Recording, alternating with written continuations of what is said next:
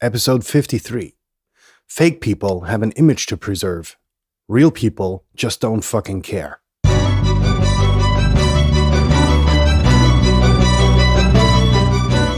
You're listening to the very best podcast in the world on health, wealth, and happiness. Please remember to leave a review and share with all your friends and family. And here is your host, Lars Hilser.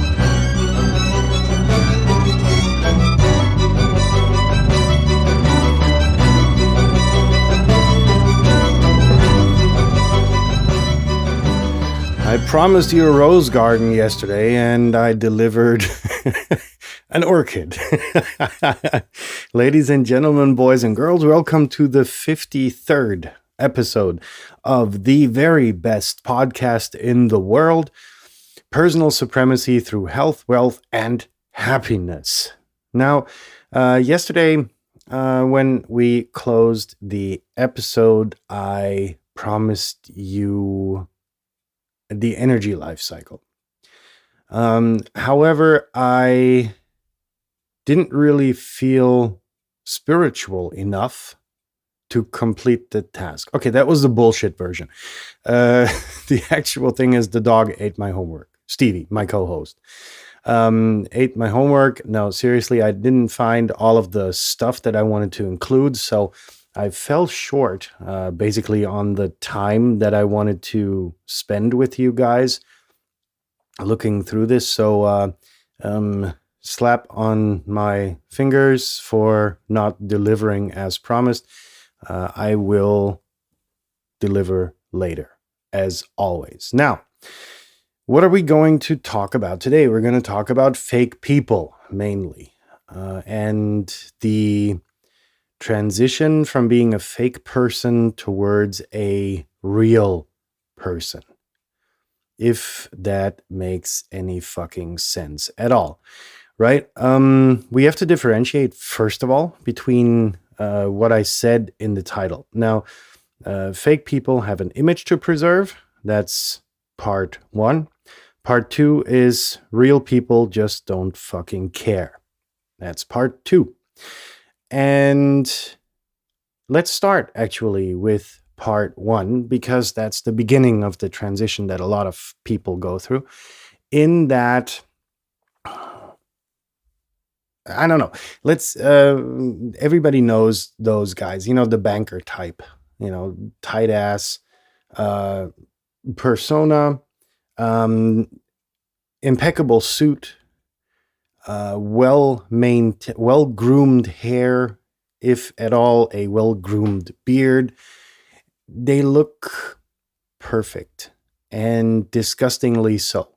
Their demeanor, publicly facing, is as impeccable, at least, but they're really fucked up when they're amongst themselves, right? You can pretty much judge that. The more expensive the suit, the more fucked up the people are. That's just my experience. And don't get me wrong. I've got a history, right? I worked in the finance sector, but I wore expensive suits, but I never got rid of my Doc Martens boots. I shit you not, I even wore them to a tux on one occasion or the other. Now, that being said, what does that make me? Right? And I think that's the interesting part where the transition starts. There came a period in my life where I just said, okay, this is not for me. This is not for me. This is not me. I felt well in the suit, but only in combination with something entirely radical. Or something, well, not radical, but something different, right? So the Doc Martens boots were one thing. I sooner than later let my hair grow long, so it was shoulder length, and that kind of sets you apart from the crowd. And I even get that today. I was in Pakistan on a conference. This was a defense conference, so everybody nice haircuts, military uniform, yada, yada, yada. I was one of the few people walking around in a suit, but I was wearing long hair along with it, right? And that kind of makes you stick out like a sore thumb in company like that. So that led to, a lot of conversations. The speech I gave was, similarly interesting, even if it was just for my person that the people were there, because I was just different. But I'm quite convinced they were there for what I had to say also. Long story short, there is this point where, had I not felt like wearing a suit, sorry, I would have, easily gone there in a jeans and sneaks, right? And a worn out t-shirt, it doesn't change who you are in reality. It's this sick societal belief that people in a suit or a uniform are superior to oneself. And for yourself, this suit or whatever it is makes you feel stronger, makes you feel empowered, right? Makes you feel authoritarian and better than others. And if you don't get rid of this in your head, and you get to the point where you can actually and wholeheartedly say, hey, I'm a human being. The person across from me is a human being as well. And if you don't meet at that level, your entire relationship is going to be pretty fucked up, period. Right? And that's the point you have to get to. And that's the point you have to understand. And then, when the person sitting across from you has that same understanding, boy, is that a good relationship in the making, right? And that's just the experience that I have made with a lot of people that I came across. And it goes kind of on to look at people who were really wealthy that I worked with and who are still friends of mine. The wealthier they were, the less fucks they gave about their appearance. Right?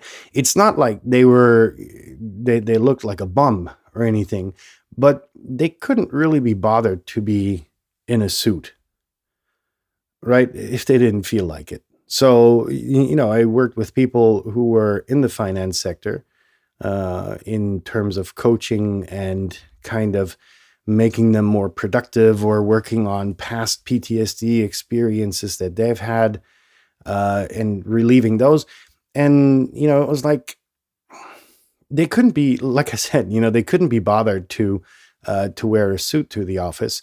There's this very famous example in the second making of the Thomas Crown Affair where the Thomas Crown played, I think it was it Pierce Brosnan? I don't know. I think so. Anyhow, walks up to the elevator. Security guard says, he clears his throat. The security guard looks at him and goes like, "What, do you think you own the building?" Other security guard comes up and says, "Yeah, he does own the building. It's got his name on the front." And that's kind of like where it's going, right? You've got maybe expensive clothes, but you don't show it. The example being, your all of your tech entrepreneurs out there have their thing with, not really wearing tailored suits for thousands of dollars, but they walk around in sweaters and sweats and t-shirts and jeans and, flip-flops and whatever, So it's not about really convincing anyone with your exterior, but convincing people with your interior, with your true inner self. And there was an interesting experience, one of my first, that I just have to mention, kind of like as an outro.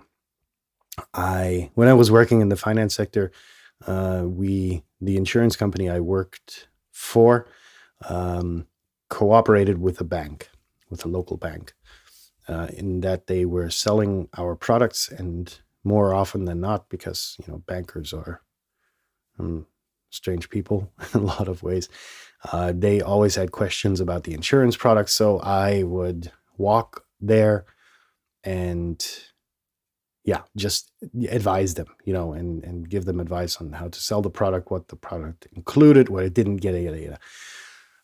And in the counter hall was this dude, farmer, and he was wearing his rubber boots with cow shit on them, with a cigarette in his throat.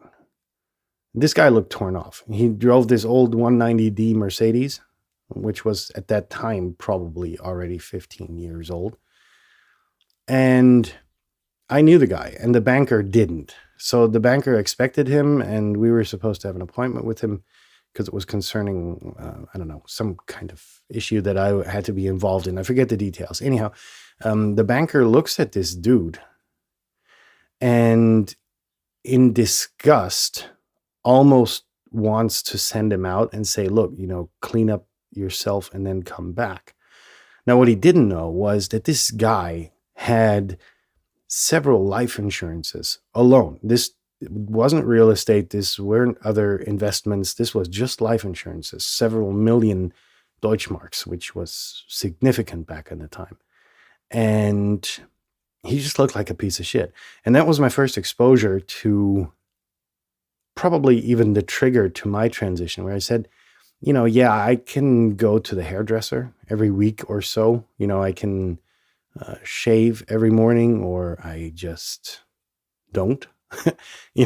I can, it doesn't change the person that I am. It doesn't change my level of knowledge that I have, my expertise I have on a particular topic, right? I'm setting myself back to a degree because I could probably sell myself easier if I were to jump in a suit. But at the end of the day, who would I be doing it for? Now, again, I'm in a very comfortable position in that I don't need to convince anybody anymore, right? People know that I'm good at what I do, and I've always been, because, that's just my thing. So it's like, for me, it's easy to say, but for a lot of you out there, you need to do the convincing bit and everything. Where was I going with this? I forget. Anyhow, long story short,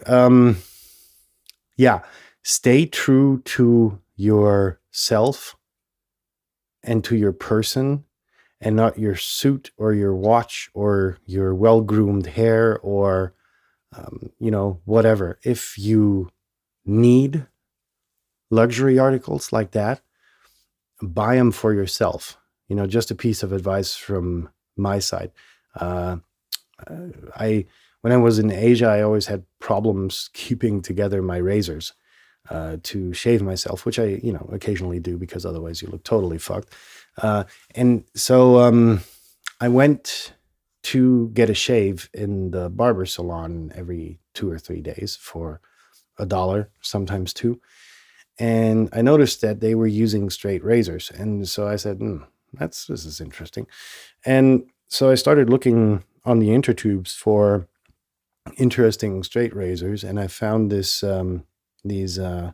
Damascus steel blades, I think is the accurate translation, which was like insanely expensive because the steel had been folded 600 times, and yada yada yada. Great piece of craftsmanship, and I ordered that for myself, which was an interesting experience. Now, this is something I don't show anyone, but I know it's worth. I don't need to carry it outside, and if I shave, I do it with that. And that's just really something where, you don't take it to the outside. Number one, you don't stir up jealousy, whatever, about your, that you've made it. The people like you because you're you, not because you're wearing some kind of clothes that appeal to them, or, the watch, the golden watch that makes everybody look. And that's actually, I think, one of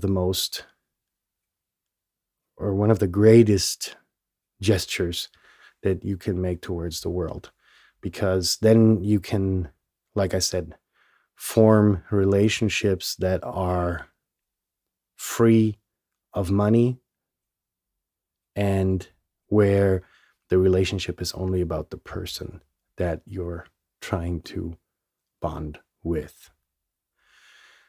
That being said, I wish you a successful day. And if you've already had a successful day, I wish you a good night.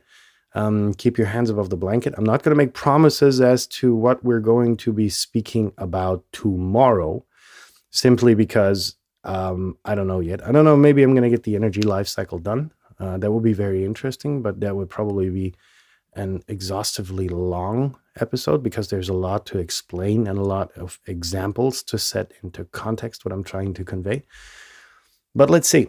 Perhaps I'm going to get that done for tomorrow. If not, we're going to have another totally radical, cool episode. As always, please direct your comments, criticism, feedback, questions, or whatever else you want to the very best podcast in the world at gmail.com. Don't forget to hook up with us on Instagram and Twitter and Facebook and what else is out there. We're even on Parler, whatever that is. It's interesting, but I don't know. Let's see. In that sense, peace out. And I hope that we will be back together tomorrow. Stay safe.